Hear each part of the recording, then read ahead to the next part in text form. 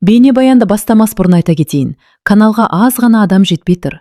Подписка басып кетсеңіздер, разы боламын. Бұл ешкімге айтылмаған сыр. Толық әңгімесін видеодан тыңдаңыз. Есіктің жабылған дыбысы тым қатты естілді. Жай ғана есік емес, бір дәуір жабылғандай болды. Айсәуле төсектің шетінде үнсіз отырды. Ақ жамылғы әлі тебіс. Қолдары дірілдеп тұр. Түн жаңа ғана түскен, бірақ үйдің іші бір сәтте суып кеткендей. Пеш жанып тұр, алайда ауада салқын үнсіздік бар. Сен өзі қыз болып келдің бе?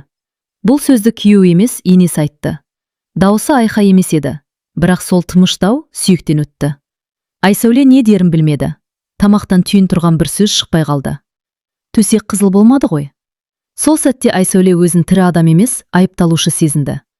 Ол ауылдан қалаға оқуға келгенде мұндай күн болады деп ойлаған жоқ. Ол өзін таза, адал, жүрегімен сүйген қыз санады.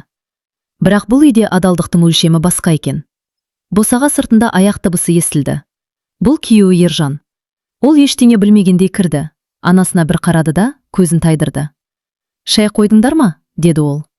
Айсәуле сол сәтте бәрін түсінді. Бұл сұрақ бүгін бірінші рет қойылып тұрған жоқ. Енесі ауыр күрсінді. «Балам, сен шық, мен келінмен сөйлесейін». Ержан үнсіз бұрылып шықты. Есік тағы жабылды. Бірақ бұл жолы әлдеқайда ауыр. «Айт шының қызым, бізді алдама», деді енесі. Айсәуле орнынан тұрды. Дауысы қатты шықты. «Мен ешкімді алдаған жоқпын». «Онда неге белгі жоқ?» «Мен дәрігер емеспін», деді Айсәуле шыдамай. Енесінің көзі сығырайды. Қазіргінің бәрі сөйтеді. Қалада оқыған қыздардың бәрі. Сөйлем аяқталмады, бірақ мағынасы айтылды. Айсәуле сол сәтте жылаған жоқ. Жылау кейін келетін еді. Түн ортасында ол жуынатын бөлмеде тұрып, айнаға қарады. Айнада бөтен адам, көзінде қорқыныш. Иығында ауыр салмақ. «Мен енді кіммін?» деп ойлады ол. Келін бе, күдікті ме? Кінәлі ме? Ал ауылдың сыртында иттер ұлыды. Бұл түн ұзақ болатынын сездіргендей. Осы түннен кейін бұл үйде ештеңе бұрынғыдай болмайтынын Айсәуле әлі білмеді. Таң атты, бірақ бұл үйде таңмен бірге жеңілдік келген жоқ. Айсәуле түн бойы көз ілмеді. Таңғы азан шақырылғанда ғана терезеден бозғылт жарық түсті. Сол жарық бөлменің әр бұрышын ашып көрсеткендей болды. Қабырғадағы кілем, ескі сандық, төсектегі әлі де тегіс жатқан ақ жамылғы. Бұл жамылғы бүгін бәрінен көпселеп тұр. Аси жақтан ыдыс сылдыры естілді. Енесі баяғыда ерте тұрған. Таңғы шайында, ренішінде алдын ала дайындап қойғандай. Айсәуле беті қолын жуып, Асиге шықты. «Ояндың ба?» деді енесі, көзін көтерместен. «Иә. Үйде үшінші адам бар, қайнағасы Нұрбек. Ол бәрін көріп отыр, бірақ ештеңе айтпайды. Үндемейді». Үндемеу бұл үйде келісімнің белгісі. Ержан да келді, ол да үнсіз. 4 адам, 4 түрлі ой, бір үстел. «Айсәуле, шай қый», деді енесі әдеттегідей. Айсәуле құманды алды. Қолының дірілін жасыра алмады. Шай кесе шетіне төгіліп кетті. «Ойбай, байқасаңшы», деді енесі. «Кешіріңіз». Осы кешіріміз бәріне жетті. Енесі күлімсіреді. «Көрдің бе балам?» деді ол. Ержан шайын ішіп отыр, қарамайды, қорғайды алмайды. Айсәуле шыдай алмады. «Ержан, сен неге үндемейсің?» деді кенет. Үй іші тып-тыныш қалды. Мен араласпай-ақ қояйын деп едім», деді ол баяу. «Бұл менің намысым ғой», деді Айсәуле дауысы дірілдеп. Енесі кесені үстелге қатты қойды. «Намыс? Намыс болса қыз боп келер едім». Бұл сөз балтадай тиді. Нұрбек орнынан тұрды. «Жетеді енді», деді ол жай ғана. Бірақ сол жай сөздің өзі үлкен қарсылық еді. Енесі оған қарады. «Сен не білесің?» «Білем. Дәл осындайды келінім көрген. Ақыры үйден кетіп тынды». Ержан басын көтерді. «Қалай кеткен?» «Қорланып». Айсәуленің көзіне жас келді, бірақ ол жылаған жоқ. Бұл үйде жылау әлсіздік. «Мен кетпеймін», деді ол. «Менің еш жазығым жоқ».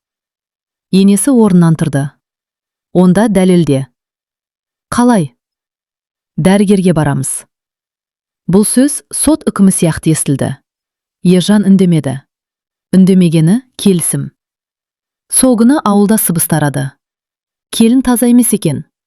Қалада оқыған ғой. Енесі бекер емес сұраған. Айсәуле үйден шыққанда көршілердің көзіне тура қарай алмады. Бірақ ішінен бір нәрсе қатайып келе жатты. Бұл қорқыныш емес. Бұл қарсылық. Түнде ол төсекте жатты. Ержан арқасын беріп ұйықтады. Екі арада бір кереует. Бірақ шын мәнінде екі бөлек әлем. Айсәуле сыбырлады. Егер мен ақ екенімді дәлелдесем ше? Ержан жауап бермеді. Ал егер дәлелдей алмасам? Бұл сұраққа да жауап болмады. Айсәуле көзін жұмды. Осы түнде ол шешім қабылдады. Бұл үй енді оны ұшталмайды. Ал ертең дәрігерге бару тек бастамас еді. Алда одан да ауыр соққылар бар екенін ол әлі білмеді. Зейнеп апа бұл түніде ұйықтай алмады. Үй іші тыныш. Бірақ оның ішіндегі дауыл басылар емес. Көзін жұмса болды. Бір ғана сурет қайта-қайта келе береді. Ақ жамылғы. Қызыл емес. Осы көрініс оны өткенге сүйреп әкетті. 35 жыл бұрын Зейнеп ол кезде 17 деді. Яң. Ауылдың сөзіне тез сенетін. Ят болады дегенді жанынан артық көретін қыз. Оны да ұзатып әкелген. Оны да сол түні тексерген. Енесі емес, құдағилар. Ауылдың әйелдері. Төсекке қарап тұрған көздер. Қыз емес деген сөзді сол кезде естіген. Бірақ ол қыз еді. Тек бала кезінде аттан құлап, жарақат алған. Оны ешкім тыңдамады. Ертесінде күйеуі бетіне қарамады. 3 күннен соң ажырасып кетті. Зейнепті әкесі үйге қайта әкелді. Бірақ ауылдың тілі үйден де өткір болды. Қайтып келген қыз жаман белгі. Ол сол кезде ант етті. Ешқашан әлсіз болмаймын. Ешқашан өзімді қорлатпаймын. Кейін ол басқа жігітке тиді. Ержанның әкесіне. Ол кезде бәрін жасырып қалды. Алғашқы баласын дүниеге әкелгенде ғана жұрттың аузы жабылды. Бірақ жара жабылмады. Қазіргі уақыт Зейнеп апа таң алдында орнынан тұрды. Терезеге қарады. Ауыл әлі ұйқыда. Мен оны жамандықтан сақтап жүрмін, деді ол өзіне өзі. Айсәулені ас үйде көрді. Келін ерте тұрған. Таңғы шайын өзі қойып жатыр. Таңертең ерте тұрасың ба? Деді енесі суықтау. Ұйықтай алмадым. Мен де. Екеуі бір сәтке көз түйістірді. Бұл дұшпандық емес, бұл бір жараның екі жағы. Бірақ Зейнеп апа райынан қайтпады. Бүгін қалаға барамыз, деді ол, дәрігерге. Мен дайынмын, деді Айсәуле. Енесі таң қалды, қорықпайды деп ойламаған. Жақсы, деді ол қысқа ғана. Жолда Ержанда отырды, 3 адам, бір көлік. Ауа ауыр. Клиникаға кіргенде Зейнеп апаның жүрегі қатты соқты. Бұл есік оған таныс еді, өткенін еске салды. Дәрігер, жас әйел. Қандай шағым? Тексеру керек, деді Зейнеп апа. Айсәуле ішке кірді, есікті жапты. Зейнеп апа дәлізде отырды, қолын тізесіне қойып. Терлеп отыр. Егер ол таза болса ше, деген ой келді. Ал егер мен қателессем ше? Бұл ойды тез қуып жіберді. Айсәуле шықты, жүзі сабырлы, қолында қағаз. Нәтиже дайын, деді дәрігер. Зейнеп апа қағазға қарады, көздері үлкейіп кетті. Қыздық перде сақталған, бұзылу белгілері жоқ. Қолындағы қағаз дірілдеп кетті. Ержан оқыды, үндемеді. Зейнеп апа бір сәт үнсіз қалды, сосын қағазды қайтарып берді. Бұл қағаз бәрін шешпейді, деді ол. Қалайша, деді Айсәуле алғаш рет қаттырақ. Қазір медицинада алданады. Бұл сөз Айсәулені емес, өз арын қорғап тұрған Зейнепті көрсетіп тұрған еді. Сол сәтте Айсәуле түсінді. Бұл тек өзі туралы емес. Бұл енесінің өткенмен күресі. Көлікте қайтып келе жатып, Зейнеп апа терезеге қарады, көзінен жас ақты. Бірақ оны ешкім көрмеді. Ол өмір бойы бір сұрақтың тұтқыны болып келген, мен шынымен кінәлі едім. Ал енді сол сұрақты келініне қойған. Бұл қателік еді. Ал сол қателік енді бәрін қиратуға жақын. Қалаға барып келген күннің ертесі, ауыл ерте оянды. Ауада бір түрлі ауыр иіс бардай. Бұл сөздің иісі. Өсек әлдеқашан жолға шыққан. Айсәуле таңғы шайды ішпей қойды, тамағынан өтпеді. Кеше қолында тұрған дәрігер қағазы, бүгін тумбочканың ішінде жатыр. Бірақ сол қағаз оны қорғап тұрған жоқ. Зейнеп апа таңғы намазын оқып болды да, ұзақ отырып қалды. Таспихын баяу тартып отыр. Бірақ ойы басқа жақта. Қағазға сеніп қалма, деді ол кенет. Айсәуле басын көтерді. Онда неге бардық? Өзім үшін. Бұл сөз бәрін аңғартты. Ержан жұмысқа кетемін деп шықты, бірақ ауылда жұмыс қайда? Ол тек қашып бара жатты. Түске таман көрші келін кірді, артынан тағы бірі. Шай сұраған болып кірді, бірақ көздері басқа нәрсені іздеп тұр. Қалаға барыпсыңдар ғой. Дәрігерге ме? Жақсы мекен. Айсәуле үндемеді. Зейнеп апа жауап берді. Қазіргінің дәрігеріне де сен оқиын. Сол сәтте бәрі түсінді. Кешке қарай Зейнеп апа құдағиларға өзі телефон соқты. Келіп кетсеңдер, деді қысқа ғана. Бұл жай шақыру емес еді. Бұл сотқа шақыру. Ертеңіне аулада адамдар жиналды. Құдағи, құда, туыс туған. Тіпті шақырылмағандар да келді. Айсәуле бөлмесінде отырды, терезеден бәрін көріп тұр. Өз тағдыры талқыланып жатқан естіп отырды. Біздің баланы алдаған, деді Зейнеп апа. Қалада оқыған қыз ғой, деді біреу. Қазір не жоқ, деді екіншісі. Құдағи саспады. Қолымызда қағаз бар. Қағаз бәрін шешпейді, деді Зейнеп апа. Біздің дәстүр бар. Сол сәтте Айсәуле сыртқа шықты. Аула тып-тыныш қалды. Мен тірі адаммын, деді ол. Мен зат емеспін. Біреу күлді, біреу басын шайқады. Қыз бала көп сөйлемеу керек, деді бір әйел. Айсәуле көзін Зейнеп апаға тікті. Сіз де осылай қорланғансыз, деді ол жауапсыз. Жоқ, қорланғансыз, деді ол жай ғана. Зейнеп апа селк етті. Қайдан білесің? Көзіңізден. Бұл сөз жұртқа емес, тікелей жүрекке тиді. Ержан да сол сәтте келді. Кешігіп, бірақ дәл уақытында бәрін бұзу үшін. Жетеді, деді ол. Барлығы оған қарады. Мен үндемедім, деді Ержан. Қорқтым. Анамнан да, ауылдан да. Айсәулеге қарады. Бірақ мен сені саттым. Бұл ең ауыр сөз еді. Мен ажырасуға келісемін, деді ол. Аула шулап кетті. Айсәуле селт етпеді. Ол бұл сөзді ішінен күтіп жүрген. Жақсы, деді ол. Бірақ бір нәрсе айтайын. Барлығы тына қалды. Сіздер мені бүгін соттадыңыздар. Бірақ ертең қыздарымыз да осы жерде тұруы мүмкін. Ешкім жауап бермеді. Айсәуле ішке кіріп, сөмкесін жинады. Киім аз, жүрек ауыр. Есік алдында тоқтады. Зейнеп апа алғаш рет кешір деп айтуға оқталды. Бірақ сөз шықпады. Айсәуле есіктен шықты. Бұл қашу емес еді. Бұл үкімді қабылдамау еді. Ал ауыл артынан қарап қалды. Бірақ шын сот әлі басталмаған. Айсәуле ауылдан кеткен күні аспан ашық еді. Бірақ оның ішіндегі бұлт тарқамады. Автобус терезесіне қарап отырып, ол артқа бір ретте қарамады. Артта қалған үй енді үй емес. Ол жер сот залы. Айып, үнсіз сатқындық. Қасында анасы отырды. Ауылға келгенде бәрін естіген. Бір ауыз сөз айтпай, қызын қолынан ұстап, қалаға алып шықты. Жылағың келе ме, деді анасы. Жоқ, деді Айсәуле. Мен жылап біттім. Бұл өтірік емес еді. Қала оны құшақ жая қарсы алған жоқ. Бірақ сұрақ та қоймады. Қала үнсіз. Ал үнсіздік кейде адамды емдейді. Айсәуле бұрын оқыған колледжге барды. Құжаттарын қайта тапсырды. Жұмыс та тапты. Балабақшаға тәрбиеші. Алғашқы күні балалардың бірі. Апай, сіз неге мұңайып тұрсыз, деді. Айсәуле күліп жіберді. Бұл ұзақ уақыттан кейінгі алғашқы шынайы күлкеді. Ал ауылда тыныштық болған жоқ. Өзі кетіп қалды. Кінәсі бар ғой. Еркекке шыдау керек еді. Зейнеп апа осы сөздердің бәрін естіп жүрді. Бірақ бұрынғыдай бас иземеді. Түнде жалғыз қалғанда ол келіннің айтқан сөзін есіне алды. Сіз де осылай қорланғансыз.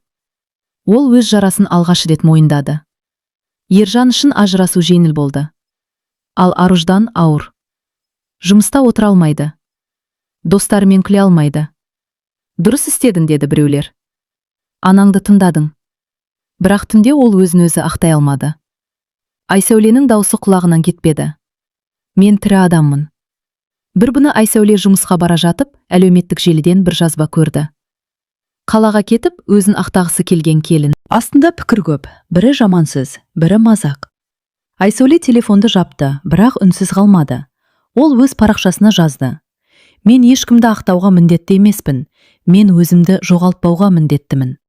Бұл жазба тарады, біреу қолдады, біреу қарғады. Бірақ ең бастысы, үнсіз отырғандар ояна бастады. Бір ай өткенде Айсәуле заңгер әйелмен танысты. Ол да дәл осындай қорлық көрген. Сен жалғыз емессің, деді ол. Сол сәтте Айсәуле бір нәрсені түсінді. Оның басынан өткен оқиға жеке трагедия емес, жүйелі әділетсіздік. Кешке анасы айтты: «Қызым, сенің сынбағаның менің жеңісім». Айсәуле терезеге қарады, қала шамдары жанып тұр. «Мен енді тек өзім үшін өмір сүрмеймін», деді ол. «Мен үндемегендер үшін де сөйлеймін». Бұл кек емес еді, бұл өзін табу еді. Ал ауылда Зейнеп апа келіннің кеткен бөлмесін жинап отырып, жастықты құшақтап жылап қалды. Бірақ ол жылау кеш келген шындықтың көз жасы еді. Ал Ержан болса, бәрін жоғалтқанын енді ғана түсініп келе жатты. Ержан ажырасқаннан кейін өзін еркін сезінуі керек еді, бірақ еркіндік келмеді. Үйде бәрі өз орнында. Анасы бар, тамақ дайын, төсек жинаулы. Бірақ бір нәрсе жоқ еді. Үйдің іші босап қалған. Айсәуле кеткеннен кейін бұл үй тынышталған жоқ, өлі тыныштыққа айналды. Ержан түнде жиі оянады. Ұйқы арасында бір ғана көрініс келеді.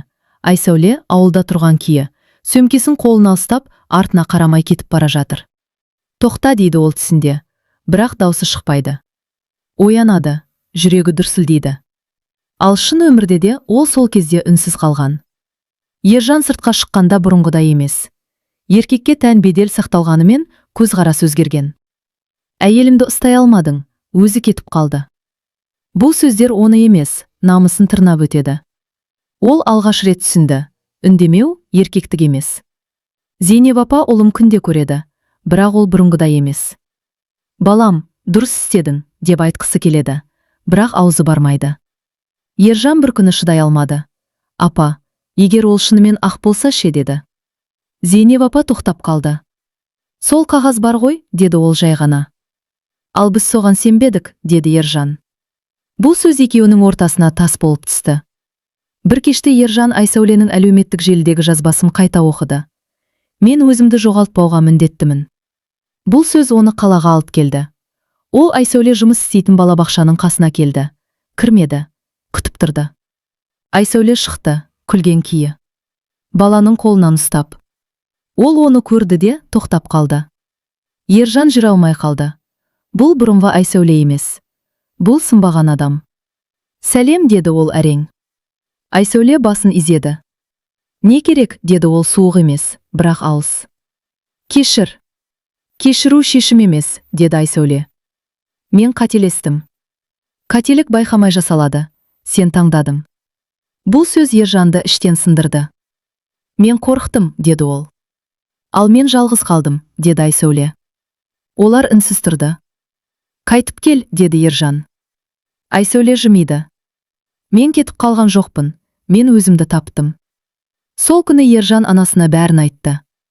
«Апа, сіз өз жараңызды менің әйеліммен жапқыңыз келді». Зейнеп апа алғаш рет жылады. «Мен өзімді қорғадым», деді ол. «Ал біз біреуді жараладық», деді Ержан. Бұл кеш келген шындық еді. Ержан қалада қалды, жұмысын алыстырды, бөлек шықты. Бірақ Айсәуле қайтып келген жоқ. Өйткені кейбір есіктер кеш қағылса ашылмайды. Ал Ержан енді бір ғана нәрсені білді. Ер адам үнсіз қалғанда біреудің тағдыры сынады. Ал Айсәуле сол кезде үлкен жолға шыққан еді. Айсәуле алғашында танымал болуды ойлаған жоқ. Ол тек ішіндегі ауырлықты сыртқа шығару үшін жазды. Алғашқы жазбасы қысқа еді. Ешкімді айыптамады, атын да атамады.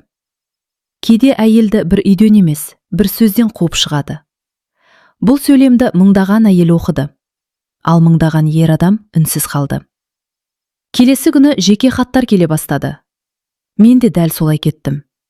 Енем сұрады, күйеуім үндемеді. Анам әлі күнге дейін өзін кінәлі санайды.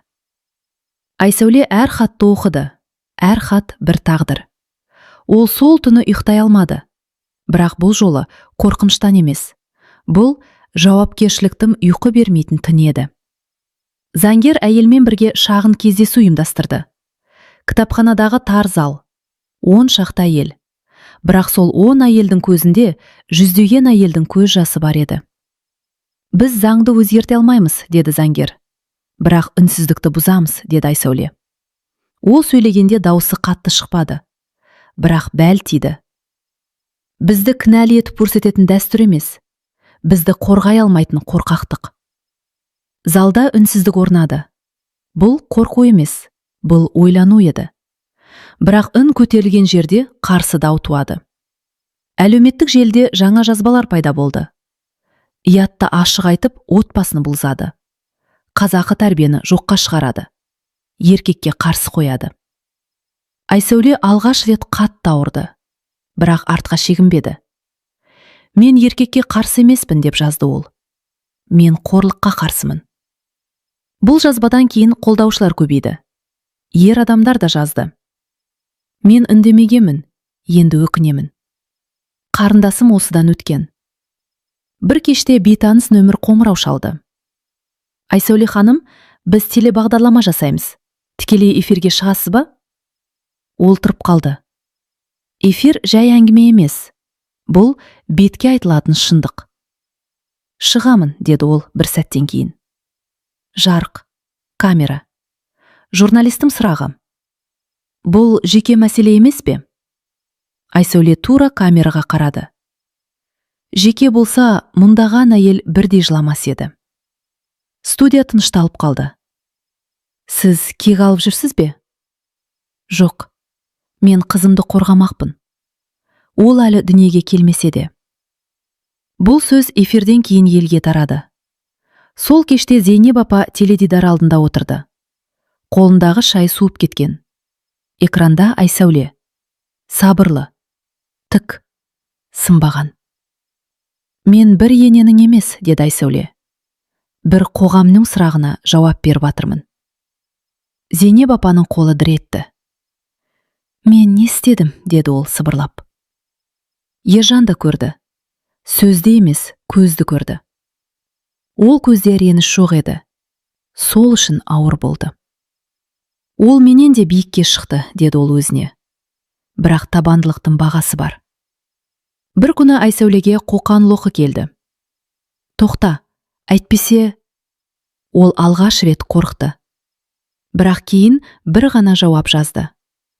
Қорқынышпен өмір сүру бұрынғы өмірім. Айсәуле сол түні шешім қабылдады. Бұл жай әңгіме емес, бұл қозғалыс болуы керек.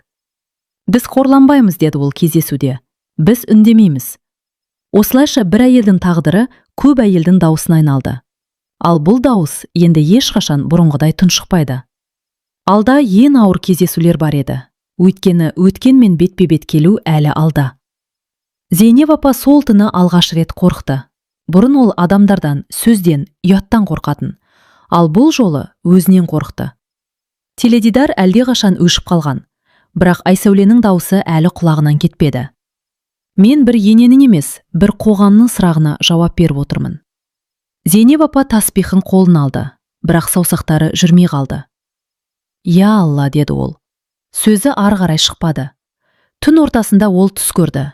Өзін жас күйінде көрді. Ақ орамал, бөгде үй, бөгде көздер. Қыз емес деген сөз тағы да жаңғырды. Оянып кетті. Кеудесі қысылып, тынысы тарылды. Бұл жүрек емес еді. Ардың қысым еді. Таң атты. Бірақ бұл таң бұрынғылардан бөлек еді. Зейнеп апа асүйге шықты, шай қойды. 2 кесе қойды да біреуін қайта алып тастады. Айсәуле жоқ. Сол кезде ғана ол түсінді. Үйден бір келін емес, үйдің берекесі кеткенін. Түске қарай көрші әйелдер келді. Теледидардан көрдік, батыл екен, артық айтып жүр. Зейнеп апа алғаш рет қарсы сөйледі. Артық емес. Әйелдер таң қалды. Қалайша? Өйткені ол шындық. Бұл сөз оның аузынан шыққанына өзі де сенбеді. Ержан кешке келді. Апа? Мен қателестім, деді Зейнеп апа бірден. Бұл сөзді ол 30 жылдан бері айтпаған. Ержан селт етті. Мен өз қорлығымды келінмен жаптым, деді анасы. Мен әділ болмадым. Көзінен жас ақты. Мен сені де қорқақ қылып тәрбиеледім. Бұл ана үшін ең ауыр мойындау еді. Ержан басын төмен салды. Енді не істейміз? Жауап береміз, деді Зейнеп апа. Келесі күні Зейнеп апа қалаға барды. Айсәуле кездесулердің бірінде еді. Залда әйелдер көп. Есіктен бір кісі кірді. Ақ орамал, тік жүріс. Айсәуле көріп қалды. Жүрегі бір сәт тоқтап қалғандай болды. Зейнеп апа мінберге жақындады. Сөйлейін, деді ол. Зал тына қалды. Мен сол енемін, деді ол. Сұрақ қойған. Залда сыбыр шықты. Мен келінімді емес, өз қорқынышымды соттадым, деді ол. Мен қателестім. Айсәуле көз жасын ұстай алмады. Мен кешірім сұраймын, деді Зейнеп апа, жұрттың көзінше. Бұл кешірім формалды емес еді. Бұл өзін жұрт алдында жалаңаштау еді. Айсәуле мінберге шықты. Кешіру міндет емес, деді ол. Бірақ шындық айтылған жерде ауырлық азаяды. Екеуі көз түйістірді. Бұл ене мен келін емес еді. Бұл екі жаралы адам еді. Бұл кездесу видеоға түсті. Желіге тарады. Ауылда шу шықты. Өз-өзін масқаралады. Дұрыс істеді. Біз де ойлануымыз керек. Бірінші рет ауыл ойлана бастады. Түнде Зейнеп апа жалғыз отырды. Бірақ бұл жалғыздық бұрынғыдай қорқынышты емес еді. Кеш болса да тоқтадым, деді ол өзіне. Ал Айсәуле сол түні алғаш рет жеңіл ұйықтады. Өйткені ең қиын нәрсе орындалды. Кінәлі адам мойындады. Бірақ әлі бір сұрақ ашық еді. Тағы бір оларды қайта жолықтырама. Қала күзге енді ғана кіріп келе жатқан. Ағағаш жапырақтары сарғайып, бір-бірлеп түсіп жатыр. Айсәуле үшін бұл мезгіл кету емес, түсу еді. Жалғанның түсуі. Ол сол күні жалғыз еді. Кездесу де әдейі солай жоспарланған. Кафе тыныш, адам аз. Музыка бәсең. Есіктен алдымен Зейнеп апа кірді. Бұрынғыдай емес, иығы төмен. Қадамында паңдық жоқ. Артынша Ержан кірді. Айсәуле орнынан тұрған жоқ. Қашпады. Қуанып та кетпеді. Отырыңыздар, деді жай ғана. Алдымен үнсіздік орнады. Бұл ауыр, бірақ керек үнсіздік. Мен шақырдым, деді Айсәуле. Өйткені әңгіме аяқталу керек. Зейнеп апа басын изеді. Мен дайынмын. Ержан төмен қарап отырды. Мен де, деді ол. Бірақ даусы сенімсіз шықты. Сіз кешірім сұрадыңыз, деді Айсәуле Зейнеп апаға қарап. Бұл батылдық. Зейнеп апаның көзіне жас келді. Мен сол күннен бері тыныш ұйықтай алмадым, деді ол. Өзімді өмір бойы ақтап келіппін. Ал мені сол күннен бастап жұрт айттады, деді Айсәуле. Бірақ мен аман қалдым. Бұл сөз Ержанға тиді. Мен жоқ болдым, деді ол. Сол күні мен жоқ болдым. Мен еркек бола алмадым, деді Ержан. Ана мен әйелдің арасында үнсіздікті таңдадым. Айсәуле оған тіке қарады. Сен таңдадың, деді ол. Үндемеу бейтараптық емес. Ержан басын изеді. Мен сені жоғалттым, деді ол. Тек әйелімді емес, өзімді. Зейнеп апа кенет қолын үстелге қойды. Егер уақытты кері қайтара алсам, уақыт қайтпайды, деді Айсәуле. Бұл сөз қатты емес еді, бірақ шешуші болды. Мен сендермен қайта отбасы болу үшін кездескен жоқпын, деді Айсәуле. Мен шындықты жабу үшін де емес. Онда не үшін, деді Ержан. Өз ішіміздегі сотты аяқтау үшін. Айсәуле сөмкесінен бір құжат шығарды. Бұл менің бастамам, деді ол. Қоғамдық қор. Әйелдерге заңдық, психологиялық көмек. Зейнеп апа қағазға қарады. Мен көмектескім келеді, деді ол бірден. Атымды жасырып емес, ашық. Айсәуле алғаш рет күлімсіреді. Бұл шынайы тәубе. Ержан үнсіз қалды. Ал мен, деді ол. Айсәуле сәл ойланды. Сен осыны түсінген еркек ретінде қал, деді ол. Бірақ менің өміріме қайта кірме. Бұл сөз үкім емес. Бұл шекара еді. Кафеден шығарда Зейнеп апа тоқтады. Сен мені кешірдің бе, деді ол. Айсәуле бір сәт ойланып тұрды. Мен кек сақтамаймын, деді ол. Бірақ кешіру уақыттың жұмысы. Зейнеп апа басын изеді. Соның өзі рахмет. Олар бөлек-бөлек кетті. Ержан артқа бір рет қарады. Айсәуле қарамады. Өткені кейде алға қарау ем үлкен жеңіс. Ал Зейнеп апа болса, жүрегіндегі ауырлықтың жартысы түскендей сезінді. Бірақ енді ол сол ауырлықты пайдаға айналдыруға дайын еді. Алда бір ғана бөлім қалды. Соңғы үкім махаббат туралы емес, ар туралы, таңдау туралы, жаңа өмір туралы. Қалада қыс ерте түсті. Айсәуле терезе алдында тұрды, қолында ыстық шай. Терезеден түскен бу секілді, өткен өмірде баяу сейіліп бара жатқандай. 1 жыл. Дәл 1 жыл бұрын ол бұл қалаға қорланған күйде келген. Ал қазір тік тұрған адам. Қор ресми түрде ашылды. Аты қарапайым еді, үн. Ал ішіндегі мағынасы ауыр болатын. Алғашқы айдақ ондаған әйел келді. Кейбірі үнсіз, кейбірі жылап, кейбірі ашулы. Айсәуле ешқайсысын түзетпеді, тек тыңдады. Сіз кетіпсіз, мен де кеткім келеді. Мен шыдай алмай жүрмін. Мен әлі кетуге қорқамын. Айсәуле бір ғана сөз айтатын болды. Сен кінәлі емессің. Бұл сөз кейде адамды тірілтеді. Зейнеп апа да өзгерді. Ауылда ол енді бұрынғы Зейнеп емес. Ол жас келіндерге өзі барып сөйлесетін болды. Кейде тыңдайды, кейде тоқтатады. Сенің жаның тексерілетін дүние емес, дейтін болды ол. Ауыл әуелде күлді, сосын үнсіз қалды. Кейін ойланды. Бір күні бір әйел келіп айтты. Егер сіз сол кезде үндемегенде, мен бүгін тірі болмас едім. Зейнеп апа сол күні тағы жылады. Бірақ бұл құлататын емес, тазартып шығаратын жас еді. Ержан жалғыз қалды. Бірақ бұл жалғыздық жаза емес еді. Бұл өсуге берілген мүмкіндік еді. Ол басқа қалаға көшті, психологқа барды. Алғашында сөйлемеді, кейін бәрін айтты.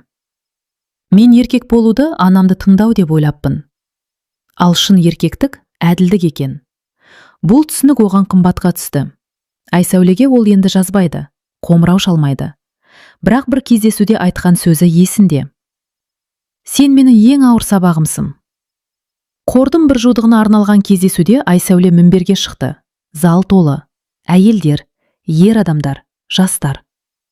Бұл қозғалыс кек үшін туған жоқ, деді ол. Бұл қорланбау үшін туған. Зал тына қалды. Қыздық ар емес, деді ол. Ар таңдау. Бұл сөз көпшіліктің жүрегіне тиді. Егер бір әйелдің тағдыры бір сұрақпен қиылса, ол сұрақ қате. Зал ұзақ қол соқты.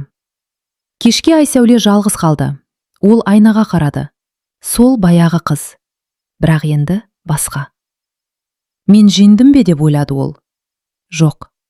Бұл жеңіс емес еді. Бұл бостандық еді. Ол өзіне үкім шығарды. Мен ешкімге дәлелдеуге міндетті емеспін. Мен өзімді жоғалтпадым. Мен енді үнсіз емеспін. Сол жеткілікті. Қала сыртында күн батып бара жатты. Аспан қызғылт түске боялды. Бір кездері біреулер іздеген қызыл түс енді аспанда тұрды. Бірақ ол енді ешкімге есеп бермейді. Өйткені бұл табиғаттың бояуы. Ал адамның ары ешқашан төсекке қарап өлшенбейді.